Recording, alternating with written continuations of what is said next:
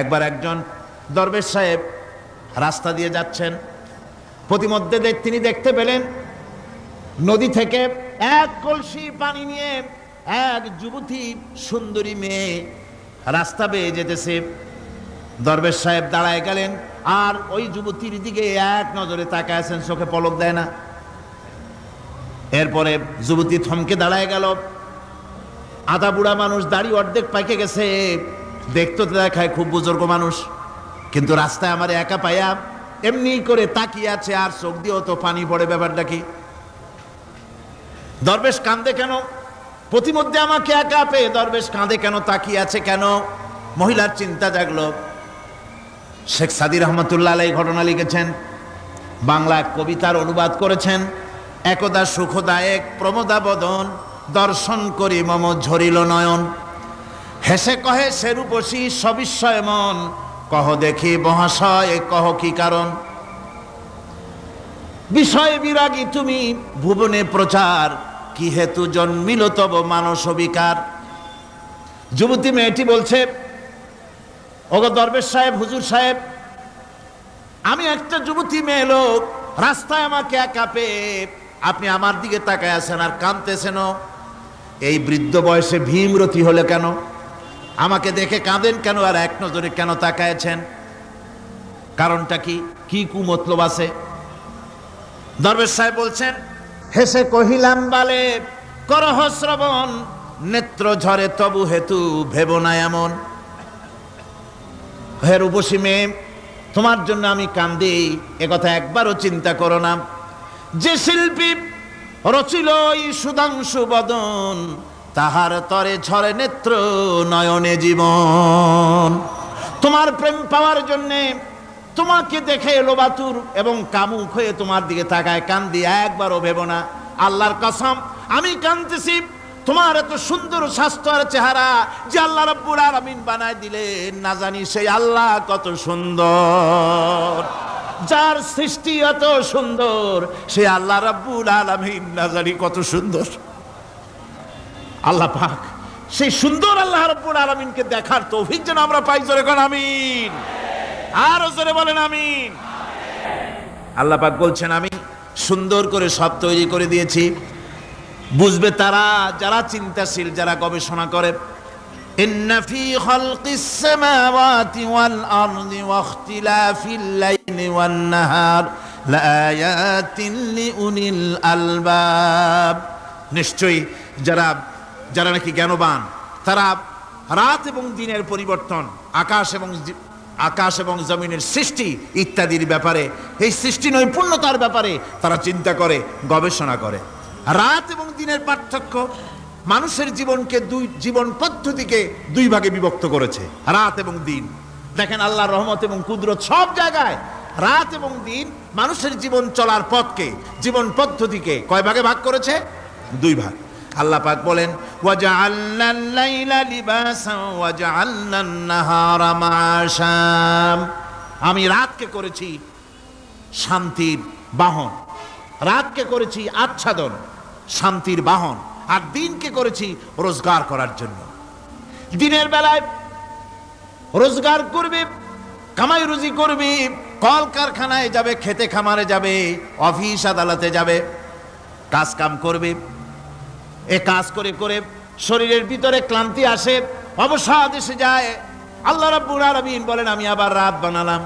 ওই রাতের বেলায় মানুষ যখন ঘুমায় যায়, এই ঘুম তার সমস্ত অবসাদ আর ক্লান্তি দূর করে দিয়ে সকাল বেলায় আবার তাজা মানুষ করে সমস্ত একেবারে পরিপূর্ণ কর্মক্ষম একজন মানুষে তাকে পরিণত করে দেয়।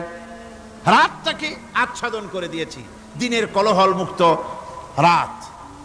সূর্যের আলোর ঝলকানি, তীব্র আলো নাই, চিৎকার নাই, আওয়াজ নাই। রাতের একটি অন্ধকার চাদর পরিয়ে দিলাম এই পৃথিবীর উপরে। রাতের একটি অন্ধকার চাদর পৃথিবীর উপরে পরিয়ে দিলাম। কোলাহল মুক্ত পৃথিবী। এখন সূর্যের তীব্র আলো আর নাই। এখন আরামে তুমি ঘুমিয়ে যাও, ঘুমাও, আবার সকালবেলা উঠে তুমি কাজ করবে। আল্লাহ পাক বলেন, আমি এভাবে ومن رحمته جعل لكم الليل والنهار لتسكنوا فيه ولتبتغوا من فضله। আল্লাহর রহমতের ভিতরে এটাও রহমত, আল্লাহর করুণা, আল্লাহর দয়া, যে তিনি দিনকে করেছেন রুজি কামার জন্য, রাতকে করেছেন তিনি তোমাদের জন্য ঘুমাবার জন্য, বিশ্রামের জন্য। এই ব্যবস্থা আল্লাহ রাব্বুল আলামিন করেছেন, যিনি তোমাদেরকে দুপুর বেলায় বিকেল বেলায়ও তোমাদেরকে অবসাদ গ্রহণের জন্য, আরামের জন্য দুপুর এবং বিকাল সকাল ইত্যাদি তৈরি করেছেন।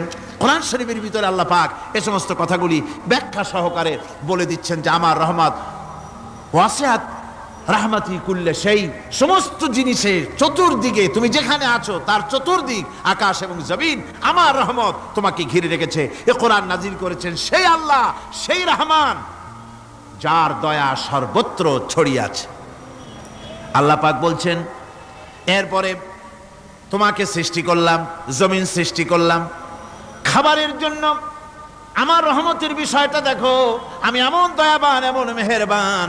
এবার তোমার খাবারের জরুরত হলো তুমি কি খাবে, সেজন্য এই জমিনে ফসলের ব্যবস্থা আমি আল্লাহ করেছি। জোরে বলেন সুবহানাল্লাহ। জমিন শুকায় গেছে, বৈশাখ মাসের জ্যৈষ্ঠ মাসের প্রচন্ড রৌদ্রের তাপে জমিন শুকায় গেছে। এই জমিনে তুমি ফসল ফলাবে কি করে, যদি না পানি দিয়ে জমিনটারে ভিজায় দেই। আল্লাহ বলেন জমিন ভিজাবার দায়িত্ব আমি নিলাম। আল্লাহুল্লাযী আরসালার রিয়াহা ফাতুসিরু সাহাবা, সমুদ্রের পানি, লবণাক্ত পানিগুলি বাষ্পীয় আকারে উত্থিত হয়ে যায়, মেঘমালায় পরিণত হয়ে যায়। বাতাসকে বলি এই মেঘকে টেনে নিয়ে যাও অমুক জায়গার উপরে, মেঘ চলে এলো। আল্লাহ বলেন ফাসুকনাহু ইলা বালাদিম মাইয়িতিন ফাআহইয়ানা বিহিল আরদা বাদা মাউতিহা কাযালিকান নুশুর।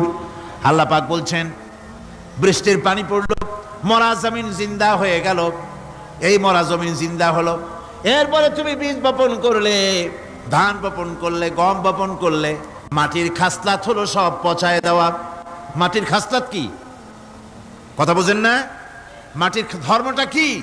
পচায় দেওয়া। যা রাখেন পচে যাবে, লোহা রাখেন জং ধরে যাবে, পাথর রাখেন আস্তে আস্তে, এ ধরনের যেসব জিনিস রাখেন আস্তে আস্তে করে ধ্বংস হয়ে যাবে, পচে যাবে।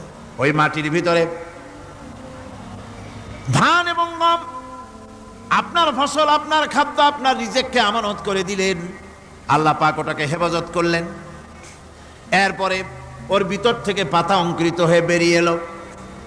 এখন কেউ যদি বলে আল্লাহ যদি পানি না দেন, আল্লাহ যদি বৃষ্টিটা না দেন, তাহলে আমার অসুবিধাটা কি? আল্লাহ বলেন দেখো বৃষ্টিটা তো আমি দিলাম। বৃষ্টিটা কে দিলেন? আল্লাহ পাক বলেন আফারাআইতুমুল মাআল্লাযী তাশরাবুন আআনতুম আনজালতুমুহু মিনাল মুজনি আম নাহনুল মুনজিলুন। তোমরা যে পানি পান করো, আকাশ থেকে এই পানিটা কে বর্ষণ করে? তুমি করো না আমি করি? কে করে জোরে কোন? আল্লাহ পাক বলছেন আমি পানি বর্ষণ করি। সেই পানিটা এই যে বঙ্গোপসাগরের পানি, আপনাদের কর্ণফুলীর পানি, মিষ্টি না নোনা? কি পানি জোরে কোন?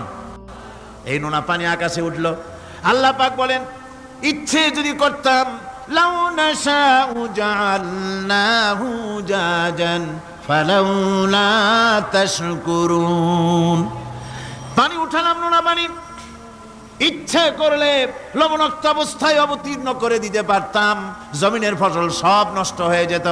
কিন্তু আমি নোনা পানি উঠায়া ওই পানিগুলিকে মিষ্টি করে আমি নাজিল করে জোরে কান সুবহানাল্লাহ।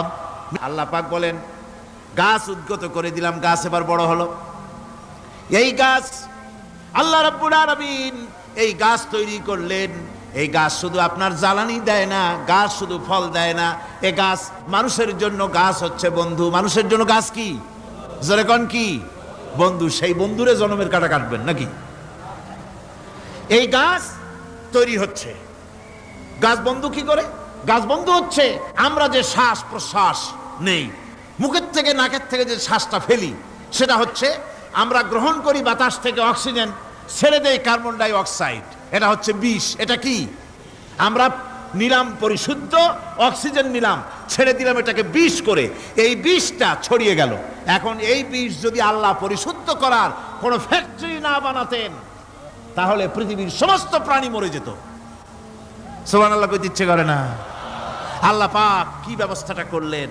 কোন দুনিয়ায় ফ্যাক্টরি নাই মানুষ যে বিষাক্ত করে দেয় আবহাওয়াকে, সেটাকে রিফাইন করার ব্যবস্থা মানুষের কাছে নাই।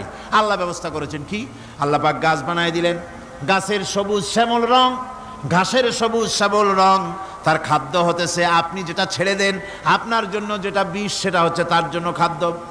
কার্বন ডাই অক্সাইড গাছ টেনে নেয়, সারা রাত টানতে থাকে অক্সিজেন থেকে, বাতাস থেকে সারা রাত টানতে থাকে কার্বন ডাই অক্সাইড, খাবার হিসাবে সে টেনে নেয়। আর দিনের বেলায় যখন রোদ ওঠে, সূর্যের উত্তাপ আর গাছের সবুজ রং দুটোতে মিলে এক প্রকারের রন্ধন ক্রিয়া হয়, রাঁধা হয়। সেই রান্নার মাধ্যমে গাছের ভিতর থেকে গাছ আবার অক্সিজেন মানুষের জন্য, প্রাণীর জন্য ছেড়ে দেয়। সুবহানাল্লাহ। তো গাছ আপনার জন্য বন্ধু, একদিকে গাছ আপনার এই কাজ করলো, ফার্নিচার বানাইলো, ছায়া দিল, ফল দিল। আল্লাহ পাক বলেন এই গাছগুলি কে তৈরি করলো? মিয়া তুমি করছো? না আমি করছি। আমি আমার রহমত দিয়ে তোমারে গাছ বানাই দিলাম, এরপরে ফসল দিলাম, ফসল হলো, তোমার তরি তরকারি হলো, সব কিছু তোমার হয়ে গেল। এবার ফসল দেখা মানুষে যখন দেখে জমিনে বড় বড় ধানের গোছা হয়েছে, মোটা মোটা ধানের গোছা হয়েছে, মোছে তখন তেল মাখে আর নতুন নতুন গানের আয়োজন করে। এবার ফসল বেশি হয়েছে, গান, থিয়েটার, বাজনা, গুনাগার বিবি, কত রকমের গানের ব্যবস্থা করে ফেলে। জমিনে ফসল আর মোছে তেল মাখে আনন্দে। আল্লাহ রাব্বুল আলামিন বলেন লাউ নাশাউ লাজআলনাহু হুতামান ফাযানতুম তাফাক্কাহুন। আমি যদি ইচ্ছে করি তোমার জমিনের সমস্ত ফসলটাকে আমি সম্পূর্ণ কুটায় পরিণত করে দিতে পারি, তুষে পরিণত করে দিতে পারি। পারেন না? ধানের ভিতরে আল্লাহ যদি চাউল না দেন তাহলে সব তুষ হয়ে যাবে না? তখন কি করবেন আপনারা? কি করবেন? কোন বাংলাদেশ তখন হরতালের দেশ। যখন আপনি দেখলেন যে জমিনে ধানে এবার সব তুষ হইছে, তখন আল্লাহর বিরুদ্ধে হরতাল করেন। লাভ হবে কিছু? লাভ হবে? আল্লাহর বিরুদ্ধে আপনারা অনশন ধর্মঘট করেন, লাভ হবে কিছু? কোনো লাভ হবে না। আল্লাহ রাব্বুল আলামিন বলেন কোনো লাভ হবে না, বরং তোমরা তখন বলবে ইন্না লামুগরামুন বাল নাহনু মাহরুমুন। কপালে তখন আঘাত করবে, করাঘাত করতে থাকবে আর বলবে যে আরে কপাল পোড়া হয়ে গেলাম, হতভাগ্য হয়ে গেলাম, বঞ্চিত হয়ে গেলাম, আল্লাহর রহমত থেকে সর্বনাশ হয়ে গেল। তখন কপালে আঘাত করা ছাড়া আর কিছুই করতে পারবে না। আল্লাহর বিরুদ্ধে মিছিল চলে না, সমাবেশ চলে না, বিক্ষোভ চলে না, হরতাল চলে না। মহান আল্লাহ রাব্বুল আলামিন বলছে দেখো এইভাবে করে তোমার ফসলের ব্যবস্থা আমি আল্লাহ করেছি। আমি রহমান, আমি আল্লাহ পাক কি এমন রহমান। আজ জমিনে ফসল বৃদ্ধির জন্য ইউরিয়া, সুপার সালফেট, সালফার সারের ব্যবস্থা হয়েছে, নানান জাতের সারের ব্যবস্থা হয়েছে। যখন এই সার মানুষ তৈরি করতে শেখে নাই, আবহমান কাল থেকে এই জমিনের জন্য সারের ব্যবস্থা কে করেছেন? জোরে কোন? আল্লাহ পাক বলেন আমিন আয়াতিহি আইয়ুরিকুমুল বারকা খাউফান ওয়া তামাম। আমার অসংখ্য নিদর্শনাবলীর মধ্যে এটাও একটি নিদর্শন যে আকাশে বিদ্যুৎ চমকে মেঘের গর্জন হয়। এই যে বিদ্যুৎ চমকে গর্জন হয়, এর মধ্যে রয়েছে মানুষের জন্য ভীতি এবং আশা। তারা ভয় পায় আর এর মধ্যে আশাও রয়েছে। আশাটা কি? আশা হচ্ছে এই যে বিদ্যুৎ যে বছর যত বেশি চমকায় মেঘে, সে বছর জমিনে ফসল তত বেশি বাড়ে। কৃষিবিদরা বলেছেন বিদ্যুৎ যত বেশি চমকায় জমিনের ফসল তত বেশি বাড়ে। সুবহানাল্লাহ বিহামদিহি। এর একটা সিস্টেম আছে, সেই সিস্টেম অনুযায়ী আল্লাহ জমিনে ফসল বাড়ায় দিলেন। আল্লাহ ফসল দিলেন। এবার আপনার আল্লাহ পাক বলছেন দেখো ফসল দিলাম, ধান হলো, চাউল হলো, মাছ হলো, গোশ হলো, সব হয়ে গেছে, এখন তুমি খাবে। রান্না বান্না হয়ে গেল, রহমত আমার দেখো, আমার রহমতটা দেখো। এ কোরআন শিখাইছেন সেই আল্লাহ রাব্বুল আলামিন যার নাম রহমান। জোরে বলেন তার নাম কি? রহমান। চাউল হয়ে গেছে, চাউল তো শুধু ভর্তা বানায় খাওয়া যাবে না, ভাত হয়েছে, আটা দিয়া রুটি তৈরি হয়েছে, কি দিয়া খাবেন? আল্লাহ রাব্বুল আলামিন আপনার পুকুরের ভিতরে মাছ দিয়া দিলেন, জন্তু জানোয়ার দিলেন, চার পায়া জানোয়ারের গোশত হালাল করে দিলেন, পাখির মাংস আল্লাহ রাব্বুল আলামিন হালাল করে দিলেন। এখন মাছ হলো, গোশ হলো, মাছ আর গোশ সিদ্ধ করে খাওয়া যাবে? জোরে বলেন যাবে? যাবে না। তার গন্ধ নষ্ট করতে হবে আর সুঘ্রাণ সৃষ্টি করতে হবে। এই গন্ধ নষ্ট করে সুঘ্রাণ সৃষ্টি করার জন্য লবঙ্গ তৈরি করলেন কে? কথা কন না কেন? এলাচি কার? দারচিনি কার, লবণ কার, মরিচ কার, হলুদ কার, পেঁয়াজ কার? সুবহানাল্লাহ বিহামদি। এত নিয়ামত আল্লাহ রাব্বুল আলামিন বলেন, ওয়া ইন তাউদ্দু নি'মাতাল্লাহি লা তুহসুহা। আমার নিয়ামত গণনা করে করে আমার নিয়ামত গুণে শেষ করতে পারবে না, এত নিয়ামত আমি দান করেছি। এরপরে তরি তরকারি হলো, মাছ গোশ খেতে খেতে অস্থির হয়ে যাবে, তারপরে তরি তরকারি দিলাম, শাক সবজি দিলাম, সব কিছু আমি আল্লাহ রাব্বুল আলামিন দিয়েছি। আমার নাম রহমান, তোমার সমস্ত প্রয়োজন আমি দিয়েছি, মিটাই দিয়েছি। এবার তরি তরকারি হলো, আর মানুষ তরি তরকারি খাইলো, আল্লাহ শুকর আদায় করলো না। শুকর আদায় করে না। এত সুন্দর মজার কদু, সেই কদু খায়, আর কদু খাইয়া মোসে তাও মারে, আর বলে স্বাদের লাউ বানাইলো বৈরাগী। আল্লাহ শুকর আদায় করে, আল্লাহর নিয়ামতের শুকরিয়া আদায় করে না। পৃথিবীর বুকে এমন কোন বিচরণশীল জীব নাই যে জীবের রিস্কের দায়িত্ব আমি আল্লাহ গ্রহণ করি নাই। সমস্ত রিস্কের দায়িত্ব কে নিয়েছেন? চিল্লায় এখন আল্লাহ সুবহানাহু ওয়া তাআলা। আচ্ছা আপনি কোন তো দেখি, একজন জমিদার, একজন বড় লোক, চৌধুরী, খুব বড় লোক, তার বাড়িতে 20 জন লোক গেছে রাতের বেলায়। 20 জন লোক গিয়ে মেহমান হইল। মেহমান হইয়া তারা বলতেছে, সাহেব আমরা তো মেহমান, আমি এক একজন এক এক রকমের খাবার চাইলো। একজনে বলল আমি হরিণ খাবো, আর একজনে কয় আমি মুরগি খাবো, আর একজনে বললো আমি খরগোশ খাবো, আর একজনে বললো আমি হাতি খাবো, আর একজনে বললো আমি ছাগল খাবো। 20 জন মানুষে 20 রকমের খাবার চাইলো। একজনে কয় বোয়াল মাছ খাবো, আর একজনে কয় রুই মাছ খাবো। 20 জনে 20 রকমের খাবার দাবি করলো। বলেন জমিদার তো বাড়ির ধারে, জমিদারের বাপ, সেও কি পারবে 20 জনকে 20 রকমের খাবার পরিবেশন করতে? কোন প্রস্তুতি ছাড়া পারবে? কোন প্রস্তুতি ছাড়া জমিদার হোক, রাজা বাদশাহ হোক, 20 জন মানুষের খাবার 20 রকমের দিতে পারে না। আর আল্লাহ এমন রহমান, এই পৃথিবীর লক্ষ কোটি কোটি জাতির প্রাণীকে কোটি কোটি রকমের খাবার আল্লাহ রাব্বুল আলামিন পরিবেশন করতেছেন। সাপের খাবার একরকম, ব্যাঙের খাবার আর এক রকম। ব্যাঙে যা খায় সাপে তা খায় না, সাপে যা খায় ব্যাঙে তা খায় না। হাতির খাবার, গন্ডারের খাবার, ভল্লুকের খাবার, বাঘের খাবার, সিংহের খাবার, মানুষের খাবার, ছাগলের খাবার, মুরগির খাবার, মশার খাবার, সারপোকার খাবার, সমস্ত খাবার ভিন্ন ভিন্ন।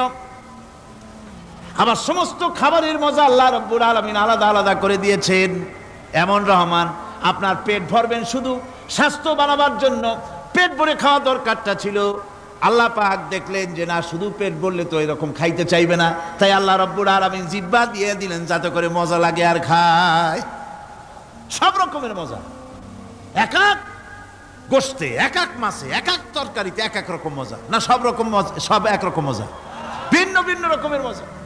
আল্লাহ পাক বলেন আমি রহমান, দেখো আমি কিভাবে খাওয়াই। ওয়া কাইয়্যিম মিন দাব্বাতিন লা তাহমিলু রিজকুহা আল্লাহু ইয়ারযুকুহা ওয়া ইয়্যাকুম।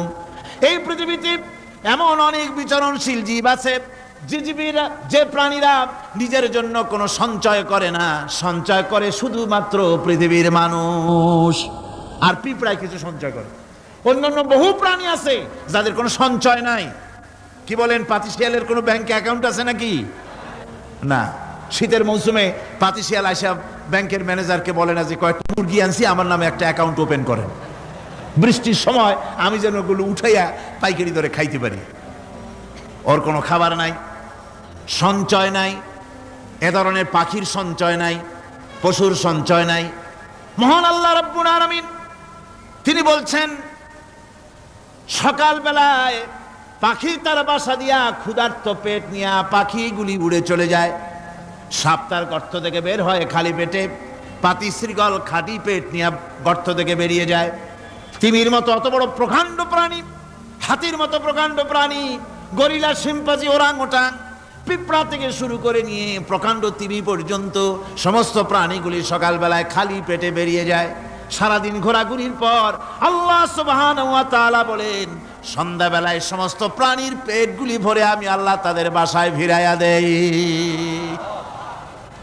আমি রহমান, এভাবে করে আমি আল্লাহ রাব্বুল আলামিন খাবারের বন্দোবস্ত করি, পড়ার বন্দোবস্ত করি, থাকার ব্যবস্থা করি। ইয়া আইয়ুহান নাসু যকুরু নি'মাতাল্লাহি আলাইকুম হাল মিন খালিকিন গায়রুল্লাহ ইয়ারযুকুকুম মিনাস সামাই ওয়াল আরদ। ও পৃথিবীর মানুষেরা, ওই আল্লাহর স্মরণ করো, আল্লাহর নিয়ামতের শুকরিয়া আদায় করো যে আল্লাহ তোমাকে আকাশ থেকে জমিন থেকে রিজিক দেন। ওই আল্লাহ ছাড়া আছে কি কেউ যে তোমাকে আকাশ থেকে রিজিক দেয়, জমিন থেকে রিজিক দেয়? লা ইলাহা ইল্লা হুয়া ফাআন্না তুফাকুন। ওই আল্লাহ ছাড়া কোনো ইলাহা নাই, কেন তোমরা বিভ্রান্ত হও? সেই আল্লাহর দিকে ফিরে আসো। আল্লাহ পাক বলছেন মোমেনকে উদখুলু ফিস সিলমে কাফ, 16 আনা দাখিল হও। আমাকে যখন মেনেছো, আমার সামনে মাথা নত করে দাও। কারো কাছে কিছু চাইও না, চাইবা কার কাছে? চিল্লায় কোন? আল্লাহর কাছে চাও। তিনি কি তোমাকে দিতে অক্ষম? বলেন, তিনি কি অক্ষম? যদি অক্ষম না হন তাহলে আপনারা মাজারে যান কেন? মাজারগুলিতে আমার দেশের লোকেরাই মাজারগুলি ব্যবসা বড় করে দিয়েছে, ঠিক কিনা? ঠিক কিনা? মাজারের ব্যবসা আর তথাকথিত বিদআতপন্থী লোকেদের ব্যবসা। কেউ তো নিজেকে পীর বানিয়েছে বড় রকমের। সব পীরের আমি কিন্তু সমালোচনা করি না, আমার দেশে হক্কানি পীরেরা নিশ্চয়ই আছে। কারণ আলহামদুলিল্লাহ, বলেন আলহামদুলিল্লাহ। আমি যখনই পীরের কথা বলবো আপনারা অবশ্যই বুঝে নেবেন আমি পাইকারি দরে বলি না, হক্কানি পীর নিশ্চয়ই আছে। আমি বলি ব্যবসায়ী পীরের কথা। কার কথা? কেউ তো নিজের নামটা লেখায় এমন ভাবে নাম তালাশ করে খুঁজে পাওয়া যায় না। ইমামুল আইম্মা, জামানার মুজাদ্দিদ, সিরাজুস সালিকিন, মিসবাহুল আরিফিন, সিয়াহে দামদান, মুহিব্বে পান্দান, কত বিশাল নামের লকব, নাম খুঁজে পাওয়া যায় না। আছে না? আছে না? এরপর আবার তো কেউ সম্রাট হয়ে বসে থাকে। ভাবখানা এই যে ওনাদের কাছে গেলেই ওনারা আপনার মনের আশা পুরা করে দেবে। নাউজুবিল্লাহ। আপনারা ছেলে দেবে, মেয়ে দেবে, পত্রিকা আসে অমুকের দোয়ায় 40 বছর পর ছেলে পাইছি। হাতের মধ্যে ডিম দেয়, ডিম সিদ্ধ হয়ে যায়। কি আশ্চর্য কথা! আর বাচ্চা পেটের মধ্যে ঢুকে যায়। নাউজুবিল্লাহ, নাউজুবিল্লাহ। এই যারা করছে এ সম্পর্কে শায়ের খুব সুন্দর করে বলেছেন, ये हाल तेरा जाल है मकसूद तेरा माल है, ये हाल तेरा जाल है मकसूद तेरा माल है, क्या जब तेरा चाल है लाखों को अंधा कर दिया। तुम्हारी अवस्था হলো জালিয়াতি। তুমি নিজেকে সম্রাট ধারণ করেছো নাম, তুমি নিজেকে সৈয়দ নাম ধারণ করে পীর মাশায়েখ নাম লাগায় দিয়া মানুষকে ধান্দায় ফেলে রুজি কামাচ্ছ। মানুষকে ব্যবসার ধান্দায় ফেলে দেওয়া হয়েছে, রুজি রুটি কামাবার ব্যবস্থা করা হয়েছে। আমি আপনাদের মধ্যে এই কথাটা ঢুকাতে চাই। আমি কোন দুঃখে মাজারের কাছে বা কোনো ব্যক্তির কাছে গিয়ে আমার ছেলে চাইবো, মেয়ে চাইবো? আলাইসাল্লাহু বিকাফিন আবদা। আমার আল্লাহ বলছেন, কে বলছেন? কে বলছেন? আলাইসাল্লাহু বিকাফিন আবদা। আমি কি আমার বান্দার জন্য যথেষ্ট নই? জবাব দিতে কিন্তু আপনারা পারেন নাই। প্রশ্নটা কার? প্রশ্নটা কার? আবার শুনুন আর মুমিনের মতো জবাব দিবেন। আলাইসাল্লাহু বিকাফিন আবদা। আমি কি আমার বান্দার জন্য যথেষ্ট নই? বলুন অবশ্যই যথেষ্ট। মাজারের কাছে যায়, খাজা বাবার কাছে, ইয়া খাজা মেরে মতলব কো পুরা কর দে। খাজায় আপনার মতলব পুরা করবে কেমনে? ওনার মতলবই তো পুরা করছে আল্লাহ। কে পুরা করেছেন? আল্লাহ পাক করেছেন। সুতরাং খাজা আপনার মতলব পুরা করতে পারবে না। আপনার মনের আশা পূর্ণ করার মালিক কে? জোরে বলেন কে? ওয়াইজা সাআলতা ফাসআলিল্লাহ ওয়াইজা ইসতাআনতা ফাসতাইন বিল্লাহ। যদি কিছু চাইতে হয় আল্লাহকে, আল্লাহর কাছে চাও। কিছু বলতে হয় আল্লাহকে বলো। আর আল্লাহরে ছেড়ে দিবা তাহলে কোথায় যাবা? ওটা তো আছেই, আরো কিছু আছে। আমাদের গ্রাম এলাকায় বিভিন্ন দেশে দাঁত যখন পড়ে যায়, ছোটবেলায় দাঁত পড়ে না? অবশ্য আপনাদের পড়ে নাই নাকি? পড়ছে। দাঁত পড়লে ওই দাঁত নিয়ে মুরব্বীরা বলে দাঁতটা নিয়ে যাও ইন্দুরের গর্তের কাছে, যাইয়া বলো ইন্দুর ভাই আমার এই দাঁতটা নিয়ে তোমার ছোট্ট চিকুন দাঁতটা দাও। হায় রে কপাল পোড়া, তুমি আল্লাহরে ছাড়ছো, আল্লাহ তোমার ইন্দুরের পায়ের কাছে নিয়ে হাজির করে দিছে। যা মর ইন্দুরের কাছে যাইয়া। আবার কোন কোন এলাকায় আছে গর্ভবতী নারী ডেলিভারি হবে, প্রসব যন্ত্রণায় কাতরাচ্ছে, মুরব্বীরা বলে বিড়ালের পাও ধরিয়া মাপ চাও। কি আশ্চর্য কথা! গর্ভবতী নারীর ডেলিভারির সাথে বিড়ালের পাও ধরার সম্পর্ক কি? বিড়ালের কাছে এই মা কি অন্যায় করেছে যে বিড়ালের পাও ধরে মাপ চাইবে? তার মানে হচ্ছে আল্লাহরে ছেড়েছ, ইন্দুরের পাও ধর, বিড়ালের পাও ধর। আরো আছে চট্টগ্রামে বাজে বস্তান, বিরাট একটা পুকুর, সেই পুকুরের মধ্যে আছে কচ্ছপ। মুসলমান, আমার নিজের চোখে দেখেছি মুসলমান সেখানে গিয়ে কচ্ছপ গুলা মানুষের খাইয়া খাইয়া খুব বুজুর্গ টাইপের হয়েছে, বিরাট বিরাট, গায়ে শ্বেতা পড়ে গেছে। মুসলমান সন্তান, মুসলমান নরনারী কচ্ছপের পায়ের উপরে হাত দিয়ে হাতে চুমা খায়। তুমি আল্লাহরে ছেড়েছ, আল্লাহ তোমার কসম পর্যন্ত পৌঁছায় দিছে। নাউযুবিল্লাহ, জোরে নাউযুবিল্লাহ। ওখানে দেখেছি গাছের সাথে ঝুলানো পাথর আর ইট। জিজ্ঞেস করলাম ফকিরদের কাছে, এই গাছের সাথে ইট পাথর ঝুলানো কেন? কয় যে এটা হচ্ছে যে সমস্ত মেয়েদের বাচ্চা হয় না, বিবাহ হয়েছে 10 বছর 12 বছর হয়ে গেছে, সেই সব হতাশাগ্রস্ত মা বাবা এখানে আসে, মেয়েরা নিজ হাতে এই পাথরগুলো ঝুলায় রাখে, ধারণা এই পাথর এখানে ঝুলতে ঝুলতে একদিন তার নিজের পেট ভারী হতে হতে বাচ্চা হয়ে যাবে। কি জেহালাত, কি অজ্ঞতা, কি মূর্খতা! গাছের সাথে ঝুলানো পাথরের সাথে মায়ের পেটের ভিতরে সন্তান আসবে, কি অজ্ঞতা, কি মূর্খতা, কি জেহালাত!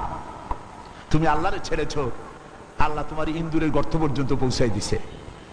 তুমি সারা দুনিয়াকে লাথি মারো, আল্লাহর দিকে চলে যাও, দুনিয়া তোমার পায়ে চুমা খাবে। সুবহানাল্লাহ কও। আল্লাহর কাছে যাও, আল্লাহর কাছে যাও। ওয়াইজা সাআলতা ফাসআলিল্লাহ, কিছু চাইলে আল্লাহর কাছে চাইবে, কিছু বললে আল্লাহর কাছে বলবে। আমার দেশে বহুত মাজার আছে, এই মাজারগুলি দিয়ে ব্যবসা করা হয়। মাজারের চতুর্দিকে লোক বসে থাকে, কি সব লোক, মাথায় বিরাট জট, গায়ে সালার চট, আরো আছে লোহার শিকল, আছে না? গাঁজা খায়। কয় খাজা বাবা গাঁজা খাবা, গাঁজা না খাইলে তুমি কোন ডাইলের বাবা? নাউযুবিল্লাহ। এমন মাজারও আছে বাংলাদেশে যেই মাজার গুলিতে মুদ্দারি নাই, সাইনবোর্ড লাগানো হয়েছে হযরত পথিক শাহ রহমাতুল্লাহ আলাইহির মাজার। কোন পথিক কবে মরছে আল্লাহই জানে। আপনারা আমার কথা বিশ্বাস করুন, চট্টগ্রামের কুমিরা সীতাকুণ্ডের পাশে যাওয়ার সময় দেখেন কুমিরা হাই স্কুল, রাস্তার ধারেই একটা কবর, বিরাট সাইনবোর্ড, হযরত ডাল চাইল রহমাতুল্লাহ আলাইহির মাজার। দেখেন আপনারা, যাওয়ার সময় বাম দিকে পড়বে, আসার সময় ডান দিকে পড়বে। আমি সেখানে মাহফিল করছিলাম, বললাম আপনারা খালি ডাইলি চালু খিচুড়ি খান, এবার আরেকটা মাজার বানায়া সেখানে সাইনবোর্ড লাগান হযরত মাছ তরকারি গোশত রহমাতুল্লাহ আলাইহির মাজার, তাহলে কিছুটা রুচির পরিবর্তন হইব। হাজি মাজারে কিছু চাওয়ার নাই, মাজারে কিছু দেওয়ার আছে। কি দিবেন? টাকা? জবাব দেন। টাকা, চাদর, আগরবাতি, মোমবাতি, মান্নত, কি দিবেন? দোয়া। দোয়া